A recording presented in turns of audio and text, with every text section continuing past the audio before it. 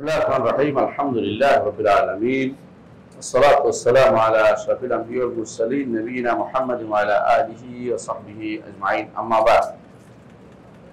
আলহামদুলিল্লাহ আমরা পড়ছিলাম ইমাম ইবনে কুদামা আল মাকদিসি, একজন ইমাম যিনি সালাফি ইমাম, মুহাদ্দিস, মুফাসসির, ফাকিহ, এরকম একজন ইমামের একটি গ্রন্থ আকীদার একজন ইমাম।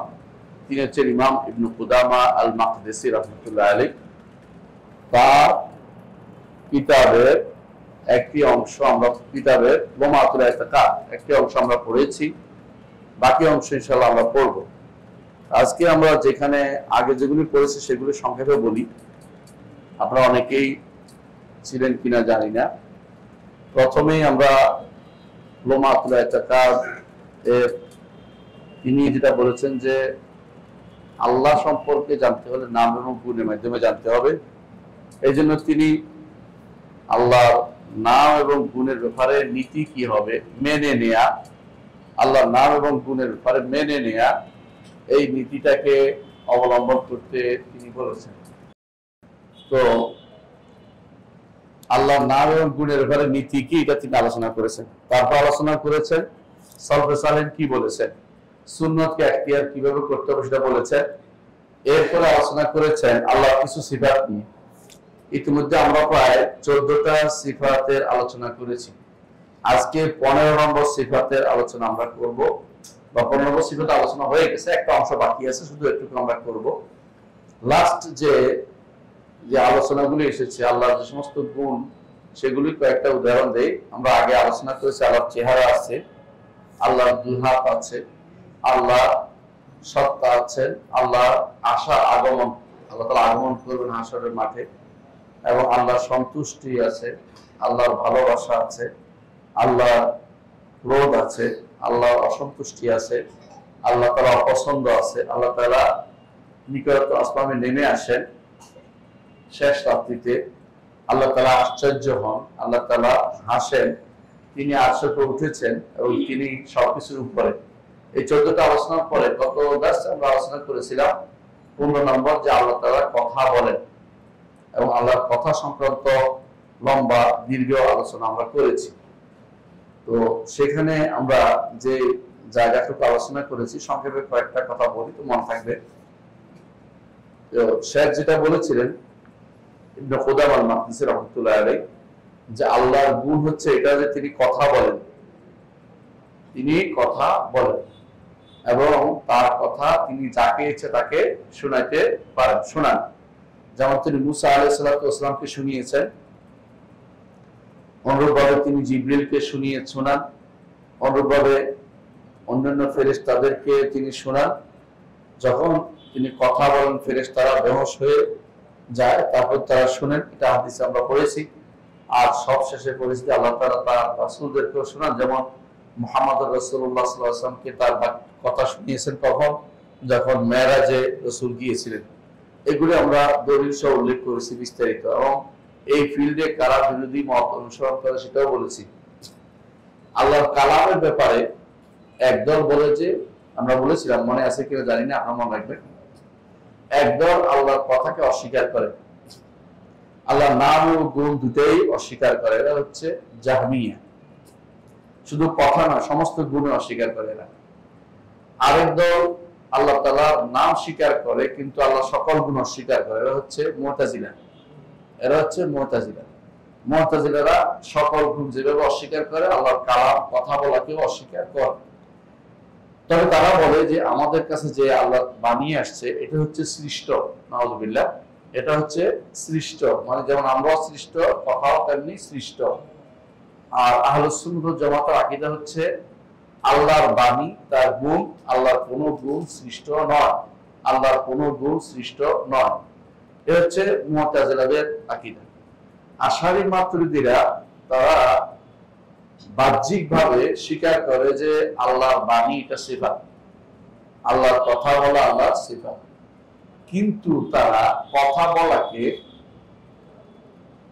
কোন আল্লাহর কথাকে শব্দ, কোন আওয়াজ মুক্ত, অর্থাৎ কোন বর্ণ নাই, কোন শব্দ নেই, তো এইটা যদি হয় এটা কোন কথা, এটা কোন কথা, এটা হলো তাদের আমাদের বক্তব্য। আমরা বলি যে এটা ইজমা সালাফ, এটা কোরআন সুন্নাহ বিরোধী কথা, এই যে ইজমা উম্মতের বিরোধী। এটা আল্লাহ অবশ্যই কথা বলেন, বর্ণ আছে যেটা শোনানো যায়, কোরআনে কারীম পুরোটাই এটা প্রমাণ, পুরোটাই প্রমাণ। তবে দুই একটা উদাহরণ যেখানে আল্লাহ ডাকছেন, ইয়া মূসা ইন্নী আনা রাব্বুকা, মুসাকে যখন আল্লাহ ডাকছেন, ইয়া মূসা ইন্নী আনা রাব্বুকা, নিশ্চয়ই আমি তোমার রব, এটা কি মুসা আলাইহিস সালাম শুনেছেন না? শুনেছেন। শুনলে কি শব্দ লাগে নাই, বর্ণ লাগে নাই? অবশ্যই লাগছে, বর্ণ লাগছে। আবার আমরা এটাও বলি যে শব্দ আছে, কেমন আল্লাহ তাআলা বলছেন না দেইনা জানিবি তুর ইলাইমান, আমরা তাকে ডেকেছিলাম পাহাড়ের ডান দিক থেকে, তাকে ডেকেছিলাম। এখন তাকে কাউকে ডাকলে শব্দ লাগে, এটাই স্বাভাবিক। আল্লাহ তাআলা তাকে মুসা আলাইহিস সালামকে ডাকছিলেন এবং সেখানে উল্লেখ করেছি মুসা আলাইহিস সালাম বলছিলেন যে আমি আপনার শব্দ শুনতে পাচ্ছি, আমি আপনার শব্দ শুনতে পাচ্ছি। তো শব্দ তিনি শুনেছেন, এটাও আমরা বুঝতে পারলাম। এই বিষয়টা আমরা বিস্তারিত আলোচনা করেছি এবং আমরা দেখিয়েছি যে যারা এটা বলে যে আল্লাহ তাআলা কথা বলেন, তার কথার কোনো শব্দ নাই, বর্ণ নাই, তারা পথভ্রষ্ট এবং তারা কোরআনকে আল্লাহর বাণী মনে করে না। অর্থাৎ আল্লাহর কথা আর বাকি আল্লাহর কথা সব কালামে নাফসি, তাদের নিকট আল্লাহর কথা সব তার মনের ভিতরে আছে। এখন মন সাব্যস্ত করে কিনা এটাও কথা, মন আল্লাহর জন্য মন সাব্যস্ত আমরাও করি না, ওরাও করে না। কারণ মনের বিষয়টা তো কাল সৃষ্ট জিনিস, আল্লাহর জন্য এটা বলা যাবে না, বুঝছেন কি? যেটা আল্লাহর জন্য কোথাও নাই, এটা কোরআন হাদিসে আসে না, এটা সাব্যস্ত করা যায়। আল্লাহর সত্তার কথা, জাতের কথা আসছে, এই জাত আমরা বলি, নাফস বলছি, ইউহাদ্দিরুকুল্লাহু নাফসাহু, সেটা আমরা বলি। কিন্তু আল্লাহ তাআলা তার কালামে নফসি এই কথা বলে সত্তার ভিতরে তার কালাম রয়ে গেছে, তাহলে আমাদের কাছে কি আসলো? আমরা কি পড়ে সওয়াব পাই? এখন হয়তো প্রশ্ন কি, এটা কি আল্লাহ কি শুধু কোরআনে আরো তো কথা বলেছেন? আল্লাহ তাআলা যে কথা মুসা আলাইহিস সালামের সাথে বলেছেন সেটা কি তাওরাত, ঈসার সাথে বলেছেন ইনজিল, এর আগে জাবুর, দাউদ আলাইহিস সালাম বলেছেন, এগুলি সব তো আল্লাহর বাণী। অথচ তারা এগুলি কোনটাকে আল্লাহর বাণী স্বীকার করে না, আল্লাহর বাণী স্বীকার করে না। তাহলে বোঝা গেল যে তারা এই পথে পথভ্রষ্টতাই শুধুমাত্র রচনা করেছে, ভালো পথে যেতে পারেনি। এদের বিরুদ্ধে যারা আল্লাহ কোরআনকে সিফাত বলে না, আল্লাহ কোরআনকে সৃষ্ট বলে, এদের বিরুদ্ধে ইমাম আহমদ ইবনে হাম্বল পর্বতের মতো দাঁড়িয়েছিলেন এদের বিরুদ্ধে। তিনি এবং আর দুইজন ব্যতীত তখনকার সময় সবাই স্বীকার করে নিয়েছে। কারণ মানুষ সাধারণত রাষ্ট্রের অনুগামী হয়, রাষ্ট্র যেরকম হয় মানুষ এরকম হয়। তো তখনকার দিনে রাষ্ট্রপ্রধান ছিল মামুন, তারপরে ছিল মুতাসিম, তারপরে ওয়াসিক, তিন শাসক খলিফা। তিনজনেই বিশ্বাস করত যে আল্লাহর বাণী সৃষ্ট, আল্লাহর কোন বাণী আল্লাহর গুণ না, আল্লাহ কথা বলার গুণে গুণান্বিত না, এটা তারা মনে করত। ইমাম আহমদ ইবনে হাম্বল তাকে তিন শাসকে মারছে, আঘাত করছে, জেলে নিছে, বেত্রাঘাত করছে, কিন্তু তিনি আল্লাহর বাণীকে যারা সৃষ্ট বলে তাদের বিরুদ্ধে পর্বত সম দাঁড়িয়েছেন এবং বলেছেন আল্লাহর বাণী কখনো সৃষ্ট নয়, আল্লাহর বাণী, আল্লাহর গুণ, আল্লাহর কোনো গুণ সৃষ্ট না, আল্লাহর কোনো গুণ সৃষ্ট না। আল্লাহর সবগুলি গুণই কি আল্লাহ সবগুলি স্রষ্টা, যেমন তার গুণ সেরকম স্রষ্টা অংশ হচ্ছে তার গুণাবলী। সুতরাং আমরা সেটাকে কখনো সৃষ্ট বলতে পারি না। আল্লাহর গুণগুলি বলার পরে আমাদের ইমাম ইবনে কুদামা মাকদিসি রাহমাতুল্লাহ আলাইহি আল্লাহর একটি গুণকে আলাদা আলোচনা করেছেন। আল্লাহর কথা বলার গুণের একটি কারণ হচ্ছে কোরআনে কারীম। কোরআন ছাড়া তো আরো আল্লাহর কথা আছে, আল্লাহর কথার তো কোনো শেষ নেই। আমরা জানেন যে আল্লাহ কোরআন বলেছে, যদি জমিনে যত গাছ আছে তার যে গাছ যদি কলম হইতো এবং সমুদ্রগুলো যদি কালি হইতো, আল্লাহর বাণী লিখে শেষ করতে পারতো না। তাহলে আল্লাহর বাণী তো লেখা হয়, আল্লাহর বাণী অনেক। এর মধ্যে একটি হচ্ছে কোরআন। আল্লাহ একটা বাণী হচ্ছে কোরআন কারীম। এগুলো অনেকগুলো সমষ্টি, একটা মানে বোঝাচ্ছে যে অন্যগুলি চলে গেছে, তাওরাত, জাবুর, ইনজিল। আমাদের জন্য আল্লাহ বরাদ্দ দিয়েছেন তার এই বাণীটা, এটা কি কোরআন কারীম। ঠিক অনুরূপভাবে হাদিসে কুদসিও আল্লাহর বাণী, হাদিসে কুদসিও আল্লাহর বাণী, তবে কোরআন না, তবে কোরআন না। বুঝলেন তো কথাটা? এটাও আল্লাহর বাণী, তবে কোরআন না। কোরআন হচ্ছে পঠিত হয়, কোরআন পড়লে 1 হরফে 10 নেকি হয়, কিন্তু হাদিসে কুদসি 1 হরফে 10 নেকি হয়। আর কোরআন আল্লাহ তাআলা কোরআন দিয়ে চ্যালেঞ্জ দিয়েছেন যে এরকম কেউ আনতে পারবে না, হাদিস দিয়ে চ্যালেঞ্জ দেন নাই। তো কোরআন হচ্ছে আল্লাহর পক্ষ থেকে আমাদের জন্য উপহার। তো এই জন্য ইবনে কুদাম আল মাকদিসি রাহমাতুল্লাহ আলাইহি তিনি কোরআনকে আল্লাহর বাণী বলে একটু ব্যাখ্যা করছেন। তিনি বলছেন যে ওয়াল কোরআনু কালামুল্লাহ, আর কোরআন হচ্ছে আল্লাহর বাণী। আল্লাহর বাণী, বাণী বলছেন তো কথা, আল্লাহর কথা। মিন কালামিল্লাহ ওয়া মিন কালামিল্লাহ সুবহানাহু ওয়াল কোরআনুল আযীম, আল্লাহর কালামের, মহান আল্লাহর কালামের মধ্যে অন্তর্ভুক্ত হচ্ছে কোরআন আযীম। কোরআন আযীম, আল্লাহ নিজেই বলছেন যে তিনি কোরআনকে আযীম করেছেন। কোরআন বড়, কেন বড়? কোরআন মহা সম্ভার সমৃদ্ধ, তার ভিতরে বিশাল বিশাল জিনিস রয়েছে, আর সেটা আল্লাহর পক্ষ থেকে আসছে, আল্লাহর মহৎ বাণী। এই জন্য সেটা কোরআন আযীম। আল্লাহ কোরআন বলছে লাকাদ আতাইনাকা সাবরান মিনাল মাতানি ওয়াল কোরআনুল আযীম। আল্লাহ এটাকে আযীম বলেছেন। এই জন্য কোরআন মাজিদ, কোরআন আযীম, কোরআন কারীম, এই তিনটি সিফাত কোরআনের জন্য উল্লেখ করা হয়েছে। আরো উল্লেখ আছে, আমরা একটু পরে উল্লেখ করব। তবে এই তিনটি কোরআনে কারীমে স্পষ্ট বলা আছে। কোরআন শরীফ আসেনি, এই জন্য কোরআন শরীফ না বলে কোরআন কারীম, কোরআন মাজিদ, কোরআন আযীম বলব। কোরআন শরীফ যারা বলে, যদি অর্থ এটা নেয় যে উদ্দেশ্য হচ্ছে এটা সম্মানিত, তবে অবশ্যই সম্মানিত, কোনো সন্দেহ নেই, কিন্তু সরাসরি শব্দটি ব্যবহৃত হয়নি কোথাও। কারণ সাধারণত আমাদের দেশে যে শরীফ অর্থে ব্যবহৃত হয়, আরবরা এই শরীফ অর্থে ব্যবহার করে না। শরীফ তারা বংশীয় শরীফ বুঝে, শরীফ বলতে বংশ বুঝে। হ্যাঁ, শরীফুন নাসাব বলে, অর্থাৎ বংশের মধ্যে সে ব্যক্তি শরীফ। হ্যাঁ, এই জন্য কোরআন শরীফ কথাটা আরবি ভাষায় মিলে যায়, বাংলা ভাষায় বলে যদি অর্থে, সম্মানিত অর্থে, বড় অর্থের অর্থে, সমস্যা নাই। কিন্তু যেন এটা সাধারণভাবে মনে না করে যেটা কোরআন হাদিসে আসছে না, এরকম আসেনি। তো কোরআন কারীম অথবা কোরআন মাজিদ অথবা কোরআন আযীম, যেটা কোরআন কারীম আল্লাহ তাআলার গুণ হিসেবে উল্লেখ করা হয়েছে। এই কোরআন আযীম আল্লাহ বাণী, আল্লাহ বাণী, আল্লাহ কথা বলেছেন, আল্লাহ এটা দিয়ে কথা বলেছেন, কোরআন দিয়ে কথা বলেছেন। ওয়া হুয়া কিতাবুল্লাহিল মুবিন। এরপর বলছেন এই আল্লাহর বাণীটি হচ্ছে, কোরআন কারীম হচ্ছে আল্লাহ লিখিত গ্রন্থ। আল মুবিন, যেটা প্রকাশ করে, স্পষ্ট করে দেয়, যাতে কোনো অস্পষ্টতা নাই। মানুষের জীবনে যা জানা দরকার কোরআন স্পষ্ট করে দিয়েছে। আকীদা হোক, শরিয়া হোক, আমল হোক, ইলম হোক, সবকিছু কোরআন স্পষ্ট করে দিয়েছে। এটা একটা অর্থ। আরেক অর্থ হচ্ছে যে এই কোরআন যে নিজে স্পষ্ট, আমল কি করতে হবে সেটাও স্পষ্ট করে বলে দিচ্ছে। অর্থাৎ দুটেই, নিজে যেমন স্পষ্ট, তার কথাগুলিও স্পষ্ট। কোরআন নিজে প্রকাশকারী এবং নিজে সুপ্রকাশিত, প্রকাশিত। কোরআনের মধ্যে গোপনীয়তা কিছু নেই, স্পষ্ট। আর কোরআনের অর্থ সম্বর স্পষ্ট, মানুষ পড়লে বুঝতে পারে। যেটা বুঝতে পারে না, এটাও অন্য আয়াত দ্বারা বোঝা যায়।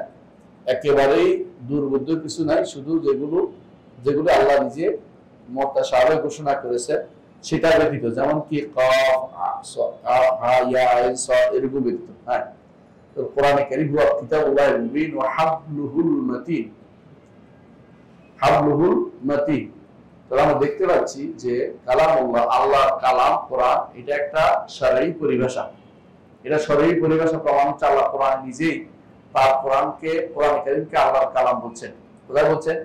ওয়া ইন আহাদুম মিনাল মুশরিকিন আস্তাজারাকা ফাআজিরহু হাত্তা ইয়াসমা কালামাল্লাহ। মুশরিকদের কেউ যদি কোনো আপনার কাছে আশ্রয় চায়, তাকে আশ্রয় দেন যতক্ষণ না সে আল্লাহর বাণী আল্লাহর কথা শুনতে না পায়, তাহলে আল্লাহর বাণী বলাটা এটা শরঈ একটা পরিভাষা, এটা আমরা বানাইনি, বাণী বলিনি।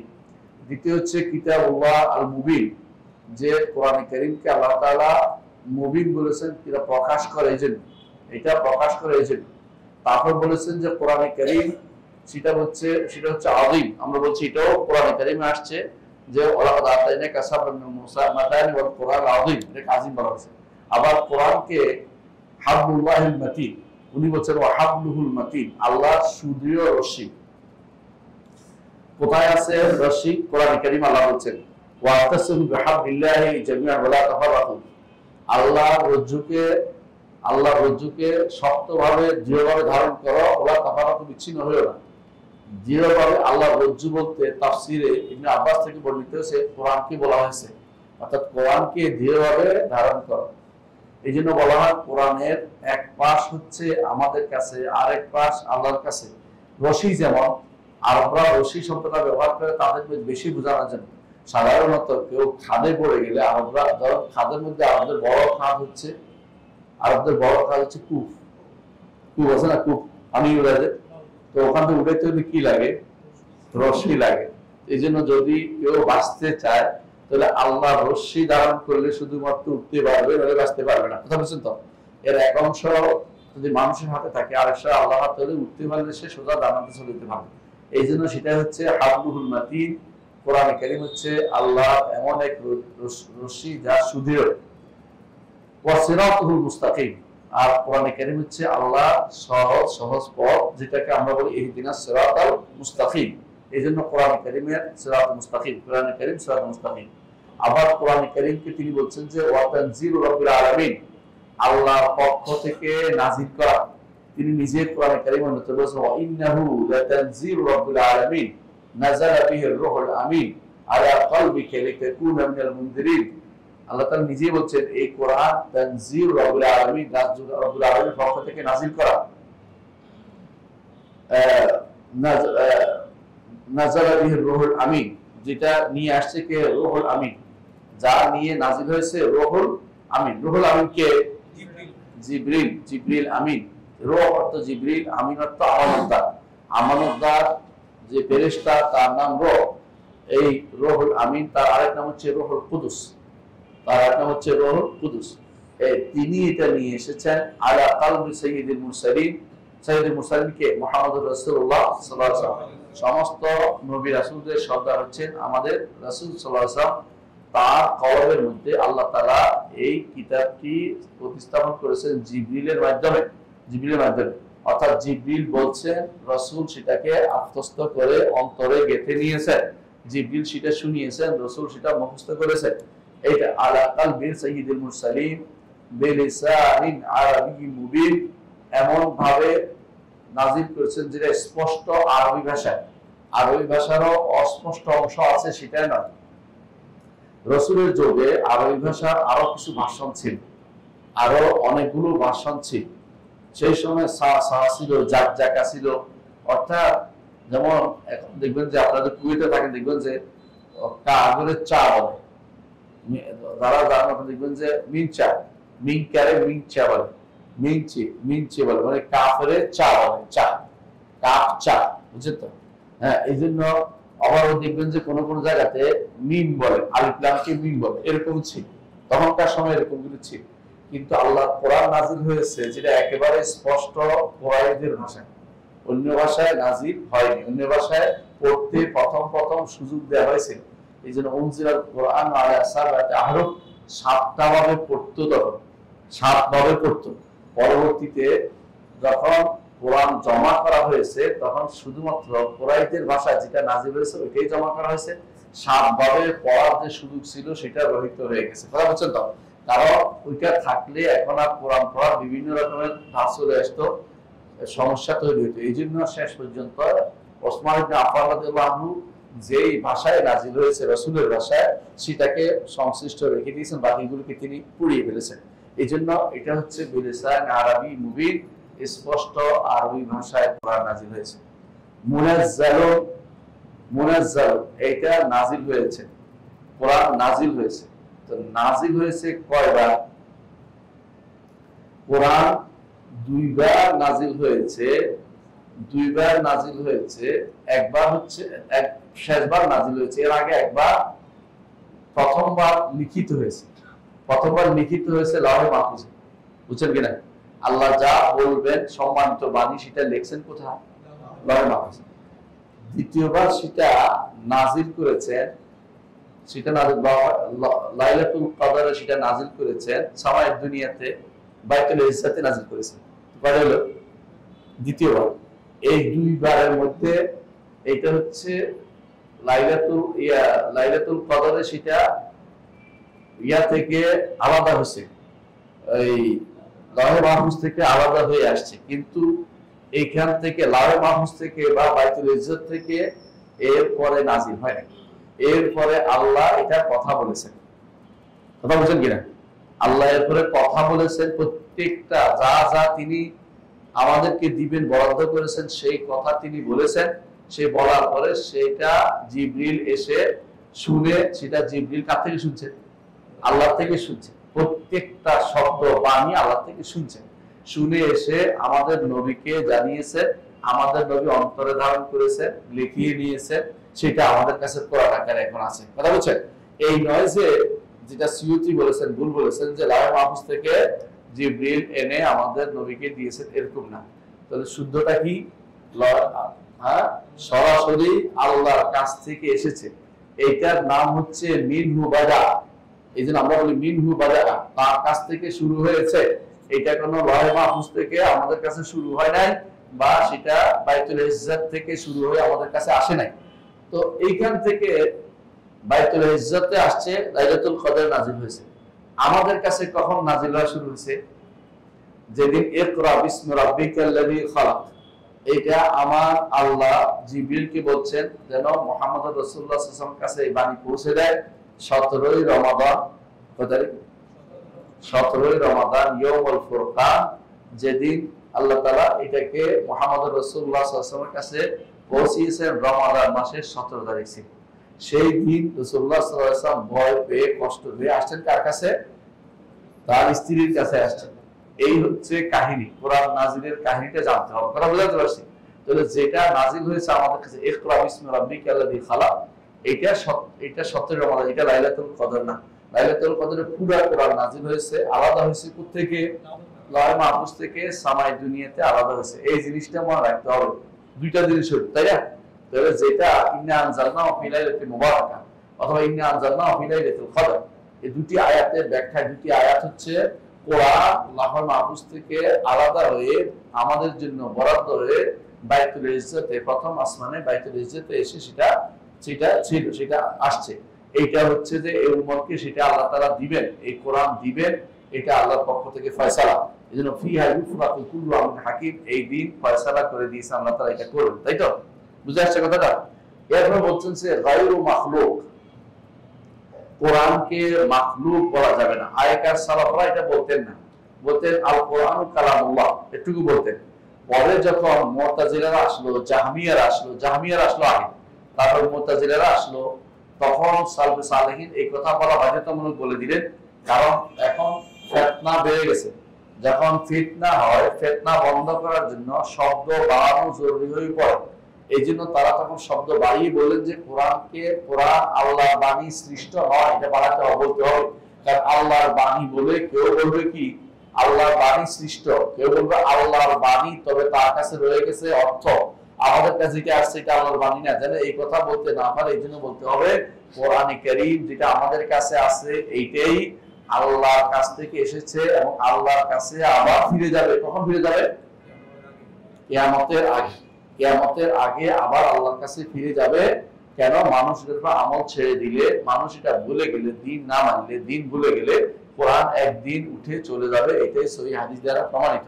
তাহলে বোঝা গেল যে কোরআনে কারীম আল্লাহর কাছ থেকে এসেছে, আবার আল্লাহর কাছে ফিরে যাবে। এরপর তিনি বলেছেন যে ওয়াহুয়া সূরাতুন মুহকামাত, কোরআন হচ্ছে সূরা, কিছু সূরার সমষ্টি। আর সূরা হচ্ছে মর্যাদাপূর্ণ জিনিসকে সূরা বলা। এই জন্য যে জিনিস মর্যাদাপূর্ণ এর চারপাশে সূর দেওয়া হয়, মানে বেষ্টনী দেওয়া হয় যাতে এটা হেফাজত করে। তো কোরআনের এই সূরা অর্থ হচ্ছে এটাকে সম্মানিত করে, সম্মানিত হিসাবে এই জন্য নাম হচ্ছে সূরা, সম্মানিত জিনিস এই জন্য সূরা নামকরণ করা হয়েছে। তো কোরআন কিছু সূরা সমষ্টি মুহকামাত হচ্ছে সুদৃঢ়। কোরআন কারীমে আল্লাহ তাআলা এই জন্য বলছেন কিতাবুন উহকিমাত আয়াতুহু সুম্মা ফুসসিলাত মিন লাদুন হাকিমিন খাবীর। আল্লাহ কিতাব পুরোটাই মুহকাম একদিক থেকে, যে এটা সুদৃঢ়, লা ইয়াতিল বাতিলু মিন বাইনি ইয়াদাইহি ওয়া লা মিন খালফিহি তানজিলুন মিন হাকিমিন হামিদ, যে বাতিল কখনো এর সামনে পিছনে ঢুকতে পারবে না, রব্বুল আলামিনের পক্ষ থেকে নাযিল করা। এই হিসাবে এটা কি মুহকাম, অর্থাৎ এখানে বাতিলের অনুপ্রবেশের কোনো সুযোগ নাই। এখানে যা বলেছে সেটা সুদৃঢ়, এখানে কোনো কিছুকে সন্দেহ করার জায়গা সেখানে নাই, একমাত্র আল্লাহর কাছ থেকে এসেছে, এইবারে এটা সুদৃঢ় মুহকাম। কোরআনে কারীমকে আল্লাহ তাআলা নিজেই আবার মুতাশাবিহ বলেছেন। সেটার অর্থ কি? এই মুতাশাবিহ অর্থ হচ্ছে আল্লাহ বলছেন যে আল্লাহ নাযালা আহসান কিতাব মুতাশাবিহান, আল্লাহ তাআলা সুন্দর কিতাব নাযিল করেছেন যেটা মুতাশাবিহ। এই মুতাশাবিহ অর্থ হচ্ছে একটার সাথে একটা মিল আছে, অর্থাৎ এক সূরার সাথে এক সূরার মিল আছে। এক সূরা ইংরেজিতে, আরেক সূরা বাংলাতে, আরেক সূরা আরবিতে, এরকম না। অর্থাৎ এটা হচ্ছে আরবি ভাষায়, মুবিন ভাষায় একটা পড়লে আরেকটার কাছাকাছি শব্দ পাবেন এবং সুন্দর লাগবে পড়তে, আপনার কাছে উল্টা শব্দ মনে হবে না। একটা কবিতা, একটা গদ্য, একটা পয়া, একটা দ্বিপদী, এগুলো খুব না। কোরআনে কারীম আল্লাহর পক্ষ থেকে একই রকম, একই ধাঁচের লেখা, তার বালাগত একই রকম, তার ফাসাহাত একই রকম। এটা বোঝানোর জন্য আল্লাহ তাআলা এটাকে মুতাশাবিহ বলেছেন। বুঝলেন তো? তাহলে বোঝা গেল এই তাশাবুহ হচ্ছে নিসবি, আপেক্ষিক, আর এই মুহকামও আপেক্ষিক। কিন্তু কোরআনের মধ্যে কি আছে? মুহকামও আছে, মুতাশাবিহ আছে, যেটুকু পরে আসবে এই আলোচনা। তাহলে কোরআনে কারীম কি হয়েছে? মুহকাম। কিছু সূরা যেগুলি মুহকাম, মুহকাম মানে কি? সুদৃঢ়, যেগুলির ভিতরে কোনো বাতিল প্রবেশ করতে পারে না, যেগুলির ব্যাপারে কোনো সন্দেহ করার কোনো সুযোগ নাই। আয়াত বাইয়িনাত, এবং কোরআন হচ্ছে আয়াত। আয়াত হচ্ছে এমন কিছু আয়াত, আয়াত তো নিদর্শন, বাইয়িনাত তো প্রকাশ্য। কোরআনে কারীম হচ্ছে প্রকাশ্য নিদর্শন সমৃদ্ধ।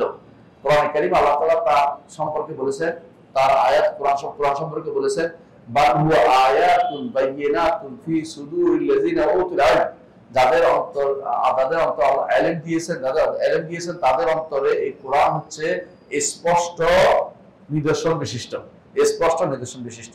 তারপর বলেছেন হুরুফুন, কোরআনে কি আছে? হরফ আছে, বর্ণ আছে। ওয়া কালিমাতুন, কোরআনে কি আছে? বাক্য আছে। হ্যাঁ, মান ক্বারাহু, যে কেউ কোরআন পড়বে, ফাআরাবাহু, কোরআনকে শুদ্ধ করে পড়বে, ভুল করবে না। বুঝেন কিনা? কোরআন ভুল করে বুঝেন কিনা? হ্যাঁ, আলহামদুলিল্লাহ রাব্বিল আলামিন আর রহমানির রহিম। এখন যদি কেউ ঠিক মতো না টেনে টেনে পড়ে, তখন সেটাকে এরাব দেওয়া হয় না। এরাব হলো শুদ্ধ করে পড়া। কেউ যদি মালিকি দিনের মাল কাপ না পড়ে, তাহলে উল্টা পাল্টা পড়া হলো না। অর্থাৎ প্রতিটা হরফকে যথাযথভাবে মাখরাজ দিয়ে আদায় করার নাম হচ্ছে এরাব করা। এই হাদিসের অর্থ বুঝতে, হাদিস আছে সামনে, প্রত্যেকটা দলিল আছে, আমরা উল্লেখ করব। তো আমি আগে ওনার কথাটা ব্যাখ্যা করে দিচ্ছি। যে কেউ কোরআন পড়বে এবং এটাকে যথাযথভাবে শুদ্ধ করে পড়বে, কোন রকমের ভুল করবে না, লাহান করবে না। লাহান তো ভুল করবে না। ফালাহু বিকুল্লি হারফিন আশর হাসানাতিন, তিনি প্রতি হরফের বিনিময়ে 10টি নেকি পাবেন। লাহু আউয়ালুন ওয়া আখির, কোরআন কি আছে? শুরু আছে, শেষ আছে। কোরআনের শুরু কি? বিসমিল্লাহ। শেষ কি? নাস, মিনাল জিন্নাতি ওয়ান নাস। তাহলে শুরু আছে, শেষ আছে। কোরআন শুরুতে আলহামদুলিল্লাহ ধরেন, তাও শুরু, আর শেষ হচ্ছে নাস। ঠিক আছে? শুরু আছে, শেষ আছে। আজজাউ, কোরআনে জুজ আছে। জুজ বুঝেন তো? কয় পারা? 30 পারা। কোরআনে 30টা পারা আছে। ওয়া আবহাদ, কোরআনে অংশ আছে। যেমন আমরা বলি কোরআনে 4 ভাগের 1 অংশ মুখস্থ। রাসূলুল্লাহ সাল্লাল্লাহু আলাইহি ওয়াসাল্লাম বলেছেন যে সুলুসুল কোরআন, কুল হুয়াল্লাহু আহাদ সুলুসুল কোরআন, তাই না? কোরআন অংশ হলো না, এরকম তাহলে কোরআনের অংশ আছে। আবার আপনারা বলেন যে ইয়াসিন থেকে শেষ পর্যন্ত রুবু, 4 ভাগের 1 ভাগ, 4 ভাগের 1 ভাগ বলেন, তো এটা ভাগ করছেন তো। অর্থাৎ কোরআনে আল্লাহর বাণীর এরকম ভাগ ভাগ করা আছে, এরকম নয় যে একটা অর্থ। কেন সেটা বলেছেন জানেন? আশারীরা মনে করে কোরআন আল্লাহর বাণী এক। তো এটা কি করতে হবে? এটা যদি কোনো আরবিতে বলে তো কোরআন হয়, সুরিয়ানিতে বললে তাও ইনজিল হয়, ইব্রানিতে বললে তাওরাত হয়, এই জাতীয় কথা, বুঝছেন তো? এবং তাদের নিকট কোরআনের শুরু আর শেষ নাই, বুঝছেন? কোরআন মানে তাদের নিকট একটা, একের আর শুরু শেষ কি হইল। এবং তাদের নিকট এটা হরফ নাই, এটার শব্দ নাই, এটার কোনো বাক্য নাই, এবং তাদের নিকট কোরআনের কি নাই, এটা পড়া যায় না। মানে কোরআন পাঠ্য যেটা, এটা আরবি ভাষা, এটা কোরআন না। এতদিন মনে করতাম এটা লুকোচুরি করতেছে, এখন লুকোচুরি করে না। হ্যাঁ, বুনিয়াদি আকীদা নামে বেলাল বিনানি একটা বই লিখছে, ওখানে স্পষ্ট বলে দিছে এই কোরআন যেটা আরবি ভাষায় আমাদের কাছে আসে এটা আল্লাহর বাণী না। ইন্না লিল্লাহ, বুঝছেন তো? কাফের হওয়া ব্যতীত আর কোনো কিছু হবে না, এটা সঙ্গে সঙ্গে কাফের। এটা স্পষ্ট বলে দিছে। আমি শুধু দেখি তাকে আল্লাহ এটা সাহস করে বলে দিল। ইমাম ইবনে কুদামা মাদ্রাসি এই জন্য বহু আগে বলে গেছে যে এই লোকগুলি মুনাফিক। সবগুলি এই আশারী মাতুরিদীরা মুনাফিক। কেন মুনাফিক জানেন? এমনি মুখে বলবে আল্লাহ মানে আল্লাহর কোরআন, আল্লাহর কোরআন। যদি জিজ্ঞাসা করে এটা কি আল্লাহর কোরআন, মানে এটা আল্লাহর কোরআন না, তো আল্লাহর কোরআন কই? বুঝছেন কিনা? আবার এটার জন্য কান্নাকাটি, আল্লাহর কোরআন ছিঁড়ে ফেলছে, আল্লাহর কোরআন দিছে, কত কান্নাকাটি করে না? জিজ্ঞাসা করেন এটা তো আল্লাহর কোরআন না, আপনারা বলেন। এবার দেখুন চুপটি মেরে গেছে, আর কথা বলে না। আশারী মাতুরিদী উভয় গোষ্ঠী এটাকে আল্লাহর বাণী মনে করে না, কারণ তাদের নিকট আল্লাহর বাণী আল্লাহর কাছে রয়েছে, এটা হচ্ছে আল্লাহর বাণীর কি বর্ণনা। তো আল্লাহর বাণীর বর্ণনা কে দিছে? জিবরিল দিছে। এখন হয়ে গেছে জিবরিলের বাণী, কথা বলছেন কিনা? এখন অথবা মুহাম্মদ সাল্লাল্লাহু আলাইহি ওয়াসাল্লাম তিনি বর্ণনা করেছেন, এখন মুহাম্মদ সাল্লাল্লাহু আলাইহি ওয়াসাল্লাম বাণী আরবি ভাষা হয়ে গেছে, নাউজুবিল্লাহ। অথচ এটা আল্লাহর বাণী, এটা কার? আল্লাহর বাণী। মাতলুবু বিল আলসিনা, তিনি বলছেন যে আল্লাহ কোরআন জিহ্বায় তেলাওয়াত করা হয়, জিহ্বা দিয়ে তেলাওয়াত করা হয়, তাই না? আলিফ লাম মিম যালিকাল কিতাব, জিহ্বা লাগে না? জিহ্বা লাগে, কোরআন তেলাওয়াত করতে জিহ্বা লাগেই লাগে। সুতরাং এজন্য বলছে মাতলুবু বিল আলসিনা, যোগে যোগে মানুষের তেলাওয়াত করেছে লিসান দিয়ে। রমাদান আসছে, আপনারা তেলাওয়াত করবেন জিহ্বা দিয়ে, ওম করে না, ওম করে না, চুপ করে থেকে না, বরং পড়তে হবে। যে ব্যক্তি পড়ে নাই, দাঁড়িয়ে থাকে নামাজের মধ্যে, মনে করে কোরআন পড়তেছে, ধারণা তার কিন্তু নামাজ হচ্ছে না। নামাজ হইতে হলে পড়তে হবে, কথা বুঝছেন কিনা? আপনাকে সূরা ফাতিহা পড়তে হবে, সূরা ফাতিহা ধ্যান করতে হবে না। চুপটি মেরে সূরা ফাতিহা, এই কথা চুপ থাকলে সূরা ফাতিহা পড়া হয় না। কোরআন অবশ্যই কি পড়তে হয়, কোরআন কারীম পড়া যায়, তেলাওয়াত পড়া হয়, পড়তেই হয়। কোরআন কারীম শুধু মুখে উচ্চারণ না করলে পড়া হয় না, বুঝছেন তো? আচ্ছা, তারপর কি বলছে? বলছে মাহফুজুল ফিস সুদুর, মানুষের অন্তরের ভিতরে এই কোরআন কারীম হেফাজত করা আছে। আমরা সাধারণত কোরআন যেটা সূরা ফাতিহাতে মুখস্থ আছে না, এটা অন্তরের ভিতরে হেফাজত করা আছে। এদের নিকট এটা কোরআন না, কোরআন তো আল্লাহর কাছে রয়ে গেছে। তো এটা কি? এটা কোরআনের বর্ণনা, মানে নাউজুবিল্লাহ। এটা কিরকম হইলো? ধর আপনার যদি কোনো কেউ একটা কথা বলে, আপনার বলতে কি বলছে বলো, আপনি বললে এটা আপনার কথা হচ্ছে। কিন্তু যদি কোনো ওইটা সরাসরি বলতে পারেন, কার কথা হবে? ওই কথাটাই হবে। আর বর্ণনা করলে তো আপনার কথা হইলো, বুঝলেন না কথাটা? এদের নিকট এই কোরআন এই জন্য আল্লাহর বাণী না, নাউজুবিল্লাহ, আল্লাহ মাফ করুন, বুঝলেন না কথাটা? এই কোরআনকে আল্লাহর বাণী যদি কেউ মনে না করে, আল্লাহ বলছেন সাউসলিহি সাকার, তারে আমি জাহান্নামে দগ্ধ করব। উসলি অর্থ দগ্ধ করব, জাহান্নামে দগ্ধ করব। কোরআনে যে ব্যক্তি বলবে কোরআন আল্লাহর বাণী না, বড় মানুষের বাণী, সে ব্যক্তিকে আল্লাহ বলছে কাউলুল বাশার বলে, আল্লাহ বলছে সাউসলিহি সাকার, তাকে আমি জাহান্নামের আগুনে দগ্ধ করব, সাকারে দগ্ধ করব। এরা যে বলে আল্লাহর বাণী না, এরা কোথায় যা বড় বড়, আমরা কিছু বলতে চাই না, কথা বুঝলেন তো? তাই ফিরে জায়গা যায় না, কিন্তু ওরা বুঝেনি আল্লাহর বাণী না হলে জিবরিলের বাণী, অথবা যদি কোনো মুহাম্মদ সাল্লাল্লাহু আলাইহি ওয়াসাল্লাম বাণী বলেন, তাহলে আপনি কি হয়ে যাবেন? কাফের হয়ে যাবেন, জাহান্নামে হয়ে যাবেন। কাউকে আমরা তাকফীর করি নাই, আমরা যারা এটা বলে তাদেরকে বলছি, কথা বুঝছেন? ব্যক্তিগতভাবে কাউকে বলি নাই। তবে কেউ যদি কোনো এটা বলে জাহান্নামী হতে চায়, আমাদের কিছু বলা নাই।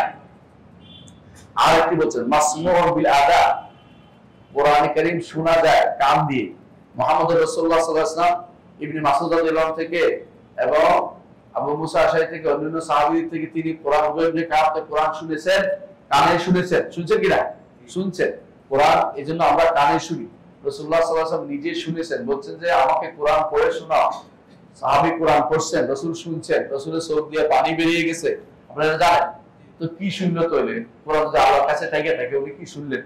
হ্যাঁ, জিজ্ঞাসা করা দরকার তাহলে সাহাবী কি, রাসূল কি শুনছেন, সাহাবী কি বললেন, সাহাবী আল্লাহ কালামে নফসি কেমনে বললেন? এই হচ্ছে বিভ্রান্তির চরম চরম বিভ্রান্তি, চরম বিভ্রান্তি, আর কিছু না।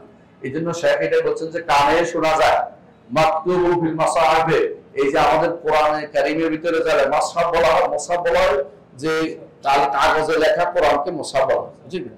কোরআন হচ্ছে ভিতরের লেখাটা, আর মানে মূল কথাটা, আর যেটা কাগজটা এটা করে মুসহাব। এই জন্য আমাদের কাছে কোরআন যেটা এখানে আছে না, এটা হচ্ছে মুসহাব, কোরআন হচ্ছে ভিতরের কথাটা। বাকি বুঝছেন তো? মুসহাব আর কোরআনের মধ্যে, মুসহাবের ভিতরে লেখা আছে কি? ভিতরে লেখা আছে কোরআনটা। ফিহে মুহকামুন ওয়া মুতাশাবিহ, কোরআনে কি আছে? মুহকাম আছে, মুতাশাবিহ আছে। এখন বুঝছেন তো মুতাশাবিহ? আগে বলছে মুহকাম শব্দ, এই মুহকাম অর্থ কি?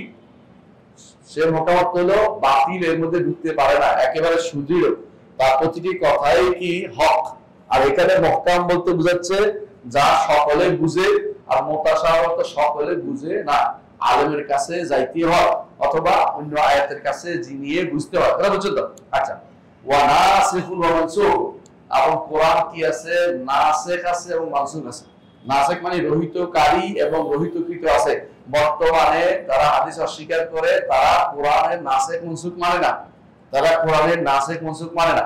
যারা কোরআনের নাসিখ মানসুখ মানে না তারা কোরআন অস্বীকার করতেছে। আল্লাহ বলতেছে মা নানসাখ মিন আয়াতিন আও নুসিহা নাতি বিখাইরিন মিনহা আও মিসলিহা, অর্থাৎ আল্লাহ নাসিখ মানসুখ কোরআন রাখছে। সেটা সব কোরআন আয়াত যেমন মানসুখ আছে, হুকুমও মানসুখ আছে, হুকুমও মানসুখ আছে। তেলাওয়াত মানসুখ, তেলাওয়াত রয়ে গেছে, হুকুম মানসুখ হয়েছে, অথবা তেলাওয়াত মানসুখ হয়েছে, হুকুম রয়ে গেছে, এরকম মানসুখও আছে। সুতরাং নাসিখ মানসুখ অবশ্যই রয়েছে। ওয়া খাসুন ওয়া আম, কোরআনের মধ্যে খাস আছে, আম আছে। খাস বুঝছেন? নির্দিষ্ট করে, যেমন আল্লাহ হচ্ছে ফালাম্মা কাবা যাইদুম মিনহা ওয়াতারা, যায়েদ যখন তার স্ত্রী থেকে তার আসল কাজ পূর্ণ করলো, এখানে যায়েদের নাম ধরে বলছে যায়েদ খাস।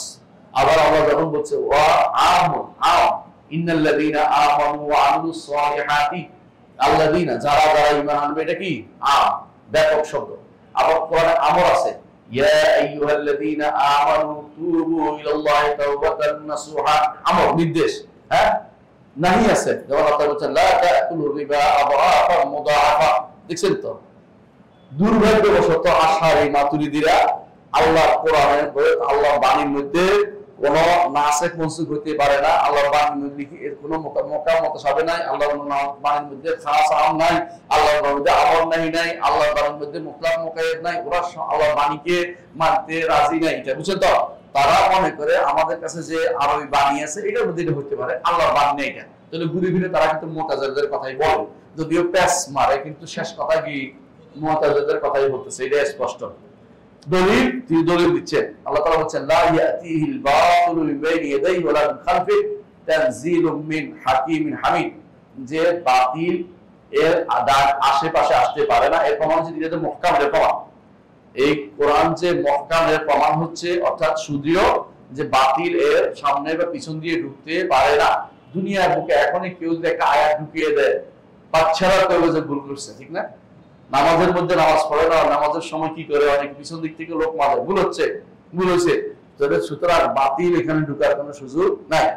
তানজিলুম মিন হাকিমিন হামিদ, প্রশংসিত হাকিম, প্রশংসিত হিকমতওয়ালা আল্লাহর পক্ষ থেকে তা নাজিল করা হয়েছে। সূরা ফুসিলাতের 42 নম্বর আয়াত। ঠিক অনুরূপভাবে এই কোরআন যে চ্যালেঞ্জ দেওয়া হয়েছে, এর প্রমাণ আল্লাহ তাআলা বলেছেন কুল লা ইস্তামাআতিল ইনসু ওয়াল জিন্নু আলা আইয়াতু বিমিসলি হাযাল কোরআন লা ইয়াতুনা বিমিসলিহি ওয়ালাউ কানা বা'দুহুম লিবা'দিন যাহিরা।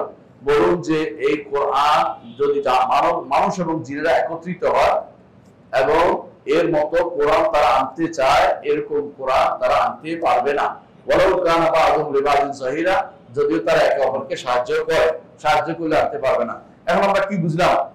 কোরআন আল্লাহর বাণী, একটু উনি বলে গেছেন, আমরা একটু ব্যাখ্যাটা সামান্য শুনে নিই। এক নম্বর, যে কোরআনে কারীম আল্লাহর বাণী, এর প্রমাণ হচ্ছে সূরা তাওবার 6 নম্বর আয়াতে আল্লাহ তাআলা বলেছেন যে হাত্তা ইয়াসমা কালাম আল্লাহ, আল্লাহর বাণী, আল্লাহ নিজেই বলছেন এটাকে। আর কোরআনে কারীম আল্লাহর পক্ষ থেকে নাযিল করা, এটা প্রমাণ হচ্ছে সূরা ফুরকানের 1 নম্বর আয়াত। আর অনেক আয়াত, একটা বলছি তাবারাকাল্লাযী নাযাল ফুরকান আলা আবদিহি, ওই সত্তা কতই না বরকতময় যিনি তার বান্দার উপরে ফুরকান নাযিল করেছেন। তো নাযিল করেছেন তাই না? আচ্ছা, কোরআনে কারীম সৃষ্ট নয়, এর প্রমাণ কি? সৃষ্ট নয়, এর প্রমাণ হচ্ছে আল্লাহর বাণী। আলা লাহুল খালকু ওয়াল আমরু, জেনে রাখো সৃষ্টিও তিনি করেন এবং অর্ডারও তিনি দেন। সৃষ্টি এবং অর্ডার আলাদা করেছেন। সৃষ্টি জিনিস আলাদা, অর্ডার আলাদা। অর্ডার হচ্ছে কোরআন আর সৃষ্টি জিনিস তো আমরা, এই জন্য তিনি আলাদা করেছেন। বুঝে আসছে কথা? বুঝাচ্ছেন যে সৃষ্টি এবং আলাদা এক জিনিস না, এই জন্য কোরআন মাখলুক না। এবং আল্লাহ তাআলা আরো বলেছেন, ওয়াকাযালিকা আওহাইনা ইলাইকা রূহাম মিন আমরিনা, আপনার কাছে আমি রূহ প্রেরণ করেছি আমার অর্ডারে। সুতরাং কোরআন হচ্ছে আল্লাহ অর্ডার। সূরা শূরা 52 নম্বর আয়াত, আল্লাহুল খালকু ওয়াল আমরু, এটা সূরা আরাফের 54 নম্বর আয়াত। সূরা তাবাকের 5 নম্বর আয়াত আল্লাহ তাআলা বলেন, যালিকা আমরুল্লাহ আনজালা ইলাইকুম, এই যে তো আপনার কাছে যে নাজিল করেছে, যে এটা আল্লাহর অর্ডার, আপনার কাছে আমরা তোমাদের কাছে নাজিল করেছি, আল্লাহ তাআলা বলেন। সুতরাং কোরআনে কারীম আল্লাহর আমর, আল্লাহর আমর যেহেতু, সেহেতু এটা কখনো কি নয়? সৃষ্ট না। এটা কি? আল্লাহ তাআলা, আল্লাহর বাণী, তিনি অর্ডার দিয়েছেন, অর্ডার জানাচ্ছেন আমাদেরকে। আচ্ছা, এই কোরআন সম্পর্কে হয়তো আপনি বলতে পারেন যে কোথাও কোথাও তো বলা হয়েছে যে কালামু ইন্নাহু রাসূল কালামুল, কোথাও বলা হয়েছে যে এটা হচ্ছে একজন সম্মানিত দূতের কালাম। তো দূতের কালাম হলো আল্লাহর পক্ষ থেকে তিনি এসে পৌঁছাইছে। এই জন্য সাধারণত দূতের দূত, কথা বুঝেন কিনা? মানে আপনি কাউকে একটা চিঠি দিচ্ছেন পৌঁছানো, সেইটা পৌঁছায় দিলে আপনার কথাটাই পৌঁছায় দিছে, এরকম নয় যে এটা হত্যা গেছে। বুঝেন নাই? হুবহু যেটা পৌঁছে দেওয়া হয় এটা যার থেকে আসছে তারই হয়। এই জন্য আল্লাহর বাণী যিনি পৌঁছে দিয়েছেন তিনি আল্লাহ, হ্যাঁ, আল্লাহর কথাটাই পৌঁছে দিয়েছেন, সেটাই। জিবরিল নিজের থেকে কোনো কিছু পৌঁছান নাই বলেই আল্লাহ তাআলা বলেছেন তাকে আমিন বলেছেন। আমিন, তিনি হচ্ছেন আমার বান্দা, এটা মনে রাখতে হবে। আচ্ছা, এই কোরআনের ব্যাপারে আল্লাহ তাআলা আর কি বলেছেন? যে আমাদের শেখ বলতেছেন যে ওয়াহাযা হুয়াল কিতাবুল আরবী, দেখছেন, এই হচ্ছে আরবি কিতাব, কোরআন হচ্ছে আরবি কিতাব। আর এরা বলতেছে আল্লাহ কোরআন আরবি ভাষায় নাযিল হয়েছে, এটা নাকি আল্লাহর বাণী নয়, এটা আশারি মাতুরিদীরা বলে। অথচ শেখ বলতেছেন যে এটা হচ্ছে আরবি ভাষা নাযিল করা, এই কিতাবটাই হচ্ছে কোরআন, আরবি ভাষা নাযিল করা, এটাই কোরআন। এই জন্য কাফেররা এটাকে মানতে চায়নি। কাফেররা কি বলছে? লা নুমিনা বিহাদাল কোরআন, এই কোরআন ঈমান আনবো না। কথা বলছেন কিনা? অর্থাৎ তারা এদের দ্বারা কোরআন ঈমান আনবে না, তারাও ওদের মতোই। অনুরূপভাবে আল্লাহ তাদের কাফেরদের কেউ কেউ বলছে ইনহাদা ইল্লা কাউলুল বাশার, এটা তো মানুষের কথা।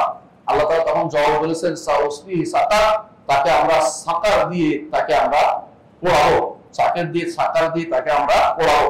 হ্যাঁ, ইসলাম সালাহ ইসলি অর্থ হলো দগ্ধ করা, পোড়াবে। অনুরূপভাবে কেউ তাদের কেউ বলতো কি কবিতা তো মানুষের হয়। এই জন্য আল্লাহ তাআলা বলছেন ওমা আল্লামনাহু শি'রা ওয়া মা ইয়ানবাগি লাহু ইন হুয়া ইল্লা যিকরুন ওয়া কুরআনুম মুবিন, এটা কবিতা নয়, কবিতা বলা নবীর জন্য উপযুক্ত নয়, এটা হচ্ছে আল্লাহর জিকির এবং স্পষ্ট কোরআন। কোরআন যে আল্লাহর বাণী স্পষ্ট হয়ে গেল, কোরআন আরবি ভাষায়, আল্লাহ যেহেতু এটাকে স্পষ্ট করে তিনি বলছেন যে আল্লাহ যেহেতু এটা শের বলেন নাই, যে শের নয় এটা, এবং তিনি বলছেন এটা কোরআন। সুতরাং আকলমানদের মধ্যে অবশ্যই স্বীকার করতে হবে এই কোরআন হচ্ছে আরবি ভাষায় নাযিল করা কিতাবটি, যেটার মধ্যে কালেমা সমৃদ্ধ, বাক্য সমৃদ্ধ, আয়াত সমৃদ্ধ। এবং এটাকে কেউ যদি কোনো শের বলে, তো শের এই জন্য বলছে যেহেতু আরবি ভাষায়, কিন্তু আরবি ভাষায় হওয়ার পরেও এটা কবিতা নয়, এই জন্য তাদের সন্দেহ দূর করা হয়েছে। যদি এটা আরবি ভাষায় না হতো, তাদের আল্লাহ বাণী আরবি ভাষায় না হলে এটা সন্দেহ দূর করার দরকার ছিল না। এরপর আল্লাহ তাআলা বলছেন কোরআনে কারীমে ওয়া ইন কুনতুম ফি রাইবিন মিম্মা নাযালনা আলা আবদিনা ফাতু বিসূরাতিন মিসলিহি ওয়া দু'ু শুহাদাআকুম মিন দুনিল্লাহ ইন কুনতুম সাদিকিন। যদি আল্লাহ তাআলা চ্যালেঞ্জ করছে যে এরকম কোরআন নিয়ে আসো, যদি এটা কোরআন না হতো, এটা আল্লাহর বাণী না হতো, চ্যালেঞ্জ করার প্রশ্ন আসতো না। তারা বলতো যেটা আল্লাহর কাছে রয়ে গেছে, এটা আমরা চ্যালেঞ্জ কেমনে করবো, চ্যালেঞ্জ কেমনে নিলাম। এই জন্য এটাও তাদের ভুল যে তারা যে বলে যে এই কোরআন আল্লাহর বাণী না, আমাদের কাছে এটা আসছে, এরা বিভ্রান্তিতে এবং পথভ্রষ্ট এবং কি কুফরিতে লিপ্ত রয়েছে। কারণ আরবের মুশরিকরা মুশরিকদেরকে আল্লাহ এটা দিয়ে চ্যালেঞ্জ করেছেন, বলেন নাই যে তোমাদের মতো তোমরা যেটা বলো যে আল্লাহর কাছে কালাম নফসি দিয়া চ্যালেঞ্জ করেছেন, এটা মিথ্যা কথা, এটা কখনো শুদ্ধ না। কারণ এই কোরআন দিয়ে চ্যালেঞ্জ করেছেন এবং তারা এই কোরআন হেরে গেছে, কোরআনের মতো কিছু আনতে তারাই হেরে গেছে। আচ্ছা, এরপরে আল্লাহ তাআলা বলছেন ওয়াকালা তাআলা ওয়াইজা তুতলা আলাইহিম আয়াতুনা বায়িনাতিন ক্বালা আল্লাযিনা লা ইয়ারজুনা লিকাআনা বিকুরআন গায়রি হাযা ওয়াবাদদিলহু কুল মা ইয়াকুনু লি আনবাদদিলহু মিন তিলকাই নাফসি। এই আয়াতের মধ্যে সূরা ইউনূসের 15 নম্বর আয়াতে আল্লাহ তাআলা বলছেন যখন আপনি তাদের উপর তেলাওয়াত করেন তখন তারা বলে এই কোরআন নয় আরেকটা কোরআন নিয়ে আসেন। তাহলে কোরআন তারাও স্বীকার করতো, অথচ এরা এই কোরআনকে আল্লাহর বাণী স্বীকার করছে না। দুর্ভাগ্যবশত এরা এটাকে কোরআন বলতেছে না, তাদের নিকট কোরআন আল্লাহর কাছে রয়ে গেছে। এটা কি? এটা শুধুমাত্র বর্ণনা, আল্লাহর বাণী না। এটা নাউযুবিল্লাহ, আল্লাহর বাণী না যদি কেউ বলে কোরআনকে, তাহলে সে ব্যক্তি কাফের হয়ে যাবে, কাফের হয়ে যাবে।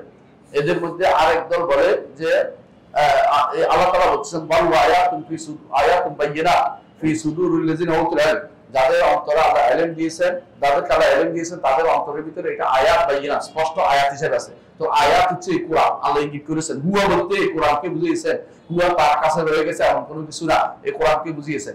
এরপর আল্লাহ তাআলা বলেছেন ইন্নাহু লাকুরআন কারীম, এই হচ্ছে কোরআনে কারীম, ফি কিতাবিন মাকনুন, স্পষ্ট কিতাবের মধ্যে রয়েছে, লা ইয়ামাসসু ইল্লাল মুতাহহারুন, এটা পবিত্র ব্যতীত যারা পবিত্র তারা ছাড়া স্পষ্ট করতে পারে না।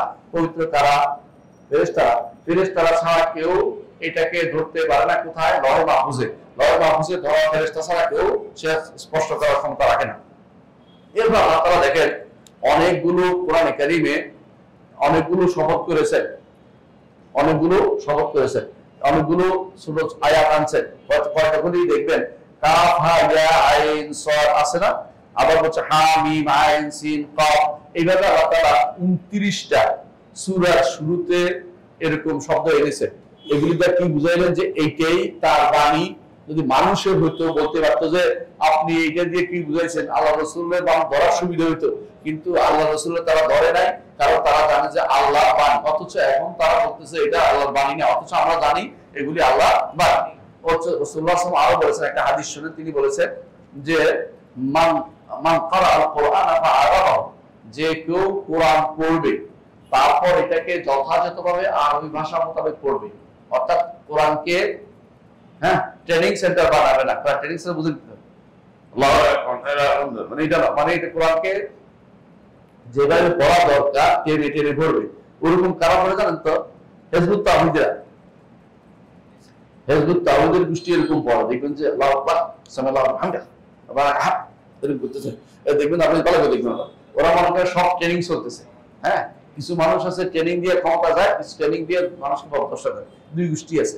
তো এই জাতীয় যারা কোরআনকে ইরাব করবে না, যথাযথ আরবি শব্দ যেভাবে পড়া দরকার কোরআন সেভাবে পড়বে না, অর্থাৎ কোরআনকে মাখরাজ সহ সুন্দরভাবে আদায় করবে তারা, তার প্রতি হরফে 10 নেকি পাবে। ওয়ামান ক্বারাআহু ওয়া লাহানা ফীহি, আর যে কেউ কোরআন পড়বে এর মধ্যে ভুল করবে সেও একটি নেকি পাবে। যদিও হাদিসটি দুর্বল, কিন্তু তিনি আছেন এই জন্য বোঝানোর জন্য যে এটা কোরআন, এটাই কোরআন, এটাই কোরআন আল্লাহর বাণী। দাউদ অনুরূপ রাসূলুল্লাহ সাল্লাল্লাহু আলাইহি ওয়াসাল্লাম বলেছেন ইকরাউল কুরআনা, এই কোরআনকে পড়ো ক্বাবলা ইয়াতিয়া কওম, ওই দিন আসার আগে যেদিন কিছু গোষ্ঠী আসবে যারা কোরআনকে ইয়ুকিমুনা হুরুফ ওয়া ইকামাতাস সাহম, তারা একেবারে স্বচ্ছভাবে পড়তেছে কিন্তু এই কোরআন তাদের ভিতরে ঢুকতেছে না। লা ইউজাবিজু তারাতিহিম, তাদের কণ্ঠনালী দিয়ে ভিতরে প্রবেশ করতেছে না, অর্থাৎ তারা আমল করবে না। ইয়াতাআজ্জালুনা আজরাহু, তাড়াতাড়ি যেটাকে তারা তার মানুষের প্রতিদান নিতে চাইতে দিয়ে কোরআন পড়ে পড়ে টাকা রোজগার করে বড় মানুষ আছে। আছে তো আপনাদের এলাকা নাই আলহামদুলিল্লাহ, কোনো কোনো এলাকা আছে মানুষ মারা গেলে একটা লোককে খতমের জন্য হাজির করা, তিনি বসে কোরআন শরীফ পাঠেন এক গোষ্ঠী, তাদেরকে টাকা দেয়া হয়, বুঝছেন কিনা? তো এটা একদম হুবহু ইয়াতাআজ্জালুনা, তাড়াতাড়ি দিতেছে, ওয়ালা ইয়াতাআজ্জালুনা, আল্লাহর কাছে সওয়াব না চাইয়া নিজেরা সওয়াবের জন্য ব্যস্ত হয়ে পড়ে, বুঝছেন তো, নিজেরা টাকার জন্য ব্যস্ত হয়ে পড়ে। অনুরূপ আবু বকর রাদিয়াল্লাহু আনহু বলেছেন ইরাবুল কোরআন আহাব্বু ইলাইনা মিন হিফজি বা'দ হুরুফি, কিছু অংশ মুখস্থ করার চেয়ে সুন্দর করে পড়া আমার কাছে বেশি প্রিয়। কার কথা এটা? আবু বকর ওমর রাদিয়াল্লাহু আনহুর বক্তব্য। আচ্ছা, আর একটা আলী রাদিয়াল্লাহু আনহু বলেছে মান কাফারা বিহারফিন মিনহু ফাকাদ কাফারা বিহি কুল্লি, যে কেউ কোরআনের একটা হরফ অস্বীকার করবে পুরো কোরআন সে অস্বীকার করবে। তাহলে কোরআনের হরফ অস্বীকার করলে কাফের কেন হবে? যদি আল্লাহর বাণী না হয়, এটা কথা বুঝলেন কিনা? সুতরাং কারা যদি আল্লাহ কোরআনকে আল্লাহর বাণী যদি মনে না করে, সে ব্যক্তি ইমানদার হতে পারবে না। ওয়াত্তাফাকাল মুসলিমুনা, আরেকটা হচ্ছে মুসলিমরা একমত যে কোরআনে কি আছে? সূরা আছে। কয়টা সূরা? 104 114টা আয়াত। কোন আয়াত আছে? আয়াত নম্বর কয়টা? 6234। ঠিক আছে, 6236। মানে এটারও হিসাবের বস কোনো অসুবিধা নাই। কোনটা আয়াত বললে কি করবে না, বিসমিল্লাহ দিয়ে দেবেন। কোনটা আয়াতের একটু কম বেশ আছে, কিন্তু 6236 এটা ভুল, এর বেশি হবে। এর বেশি যারা 6666 বানাইছে এটা ভুল, এটা ঠিক না। ওয়া কালিমাতু হুরুফ, আর আলাদা এর মধ্যে আল্লাহ কালিমা সমূহ বলে ফেলেছেন। কয়টা কালিমা আছে বাণী কোরআন কারিমে? হরফ কয়টা আছে সেটাও মানুষে বলে ফেলছে, আলহামদুলিল্লাহ। এবং কম্পিউটার টিপ দিলে আপনি সবই পাবেন, কত হরফ আছে, কত কালিমা আছে, এবং লেখলি পুরোটা একসাথে আসে। সুতরাং এটা সহজ। এই জন্য এটাই আল্লাহর বাণী। এটা কি? আল্লাহর বাণী। আচ্ছা, এই জন্য আলেমরা বলেন যে, আলেমদের এই মতভেদ নাই মুসলিমদের মধ্যে কেউ যদি কোনো কোরআনের একটা সূরা অথবা একটা আয়া অথবা একটা কালিমা, একটা হরফ অস্বীকার করে বিলেতে ভাগ, সে ব্যক্তি কি? কাফের, সে ব্যক্তি কাফের। এই জন্য এটা প্রমাণ করে যে কোরআনে কি আছে? বাণী, শব্দ আছে। কোরআনে কি আছে? বর্ণ আছে। এবং কোরআন কি আছে? শব্দ আছে, বর্ণ আছে, আওয়াজ আছে।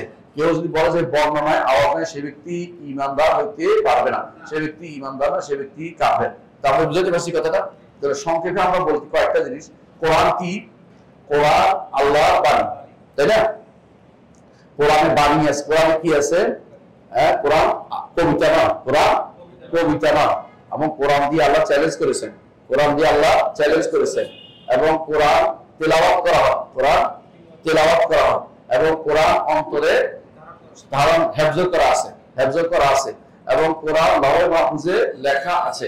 এবং এই কোরআন যে একটা হরফ পড়বে শুদ্ধভাবে, তার 10 নেকি অর্জন হবে। হ্যাঁ, এই কোরআন। এবং আমরা এটাও জানলাম যে আবু বকর ওমর রাদিয়াল্লাহু আনহু কোরআনকে হেফজের চেয়ে সুন্দর করে পড়তে বলেছেন, হরফগুলিকে। তাহলে হরফ আছে। এবং আলী রাদিয়াল্লাহু আনহু একই কথা বলেছেন। এবং মুসলিমদের ইজমা হয়েছে, কেউ যদি কোনো কোরআনের কোনো একটা হরফ অস্বীকার করে, সেও কি দেবে? কাফের হয়ে যাবে।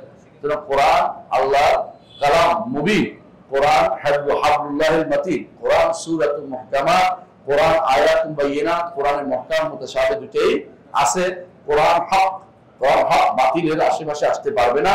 কোরআন তারা যে সমস্ত কবিতা বলে, এটা নয়, কবিতা নয়। কোরআন জাদু নয়, কোরআন মানুষের কথা নয়। যে কেউ বলবে কোরআন মানুষের কথা, আল্লাহ তাকে যা আগ শাস্তি দিবেন, কি দিয়ে? সাকাত দিয়ে। এবং কোরআন মুজিজ অপারগ করে দেয়, কোরআন অপারগ করে দেয়। সুতরাং কোরআনে কারীম আরেকটা বৈশিষ্ট্য হচ্ছে, কোরআনে কারীম আল্লাহর কাছ থেকেই আসছে এবং আবার আল্লাহর কাছেই ফিরে যাবে, আল্লাহর কাছেই ফিরে যাবে। বুঝে আসে? কোরআনে কারীম কেউ যদি মনে করে এটা যে লৌহে মাহফুজ থেকে জিবরিল বাছাই করে আনছে, সে ব্যক্তি কাফের। কেউ যদি মনে করে যে বাইতুল ইজ্জত থেকে আনছে, সে ব্যক্তি ঈমানদার না, কাফের। যদি করে যারা চলে গেছে তাদেরকে আমরা বলতেছি, নির্ধারিত কথা বলছি না, এটা খেয়াল রাখবেন। আমরা বলতেছি যারা এরকম বিশ্বাস করবে। কারণ হাদিসে আছে, রাসূলুল্লাহ সাল্লাল্লাহু আলাইহি ওয়াসাল্লাম বলেছেন, আল্লাহ তাআলা যখন কথা বলেন তখন কি করে? আল্লাহ তাআলা যখন কথা বলেন তখন এত আওয়াজ হয়, এত শব্দ হয় যে ফেরেশতারা বেহুশ হয়ে যায়। তখন হামালাতুল আরশ যারা আছে, আরশ বহনকারী, তারা পরবর্তীতে তাদের যারা বসে আসে তাদেরকে বলে, মাযা ক্বালা রাব্বুকুম, ক্বালুল হাক্কা ওয়া হুয়াল আলিয়্যুল কাবীর। কোরআনে কারীমে আছে, দেখবেন সূরা সাবার মধ্যে, ক্বালুল হাক্কা ওয়া হুয়াল আলিয়্যুল কাবীর। যে পরে যখন প্রভুশ হলে তারা এটাকে ধারণ করে, এবং সেটা আলোচনা করতে করতে কোথায় সামাই দুনিয়া পর্যন্ত ফেরেশতারা সেটা আলোচনা করে। আল্লাহর প্রতিটা অর্ডার এরকম, কোরআনও সে অর্ডারের অন্তর্ভুক্ত। সুতরাং এই জন্য রাসূলুল্লাহ সাল্লাল্লাহু আলাইহি ওয়াসাল্লাম যখন কোরআন নাযিল হওয়ার সময়, এই জন্য সামাই দুনিয়াকে আল্লাহ কি করেছেন? হেফাজত করার দায়িত্ব নিয়েছেন। এখানে শয়তান উঠতে পারতো না। ওয়া আন্না লামাসনা সামা ফাওয়াজাদনা মুলিয়াত হারাসান শাদীদান ওয়া শুহুবা। তারা উঠতে পারে না, কারণ কোরআন যেহেতু চুরি করতে না পারে, এই জন্য আল্লাহ তাআলা এটাকে কি করেছেন? বন্ধ করে। আবার সেটা উন্মুক্ত। এই জন্য এরা উপরে উঠে কি করে? এখন টান লাগিয়ে আল্লাহর অর্ডারটা শুনে যে অমুকের এটা তো অমুকের এটা তো, সেটা চুরি করে আনে লাগায় তার কাছে, ওই গণকের কাছে। গণক এটার সাথে 100টা মিশাইয়া মানুষকে বলে, 100টা মিথ্যা কথা মিশিয়ে মানুষকে বলে, আর মানুষ 100টা মিথ্যাকে ভুলে যায়, ওই একটাকে স্মরণ করে রাখে, বলে এই একটা তো উনি বলছিল, গণকে বলছিল, আর 100টা মিথ্যা কথা বলছে এর সাথে, এটা কই যাবে, ওইটা আর বলে না। বুঝলেন কথাটা? এই জন্য কোরআনে কারীম অবশ্যই আল্লাহর কাছ থেকে নাযিল হয়েছে, নাজিল হওয়ার অর্থ আল্লাহ কোথায়?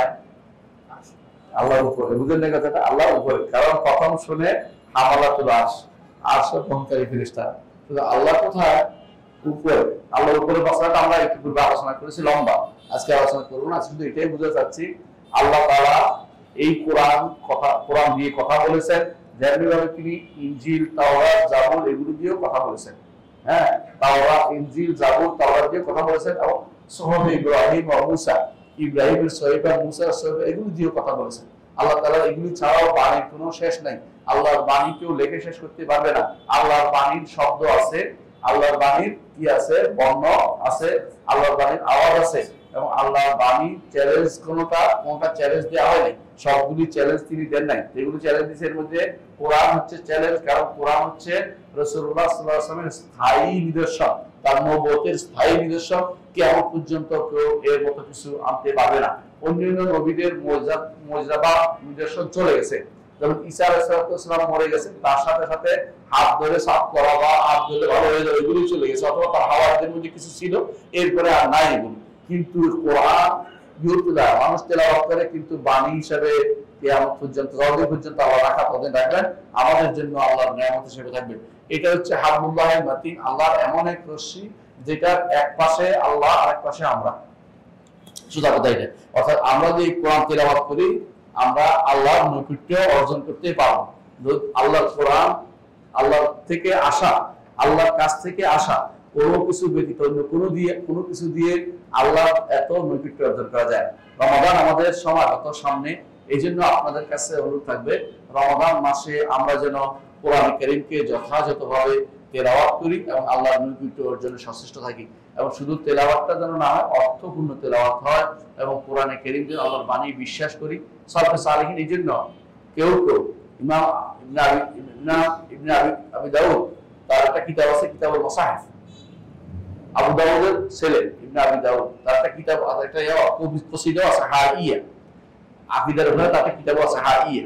তো তার একটা কিতাব আছে কিতাবুল মাসাহিফ, যেখানে উল্লেখ করেছেন সালাফদের কেউ আল্লাহর কোরআনকে চুম্বু খাই বলতেন কালাম রব্বি, কালাম রব্বি, আমার রবের বাক্য, আমার রবের কথা, আমার রবের কথা, আমার আল্লাহর কথা। মানে আল্লাহর কোনো কিছু কি আমাদের কাছে আছে? না, একমাত্র আল্লাহর বাণীটা আছে, যেটা অবলম্বন হিসাবে ধরতে পারি, যে অবলম্বন ধরলে একেবারে সোজা জান্নাত পর্যন্ত যেতে পারবেন। এই জন্য কোরআন কারীমকে যথাযথভাবে আমাদের ধারণ করতে হবে। আমি আজকে দাস এখানে সীমাবদ্ধ সমাপ্ত রাখি।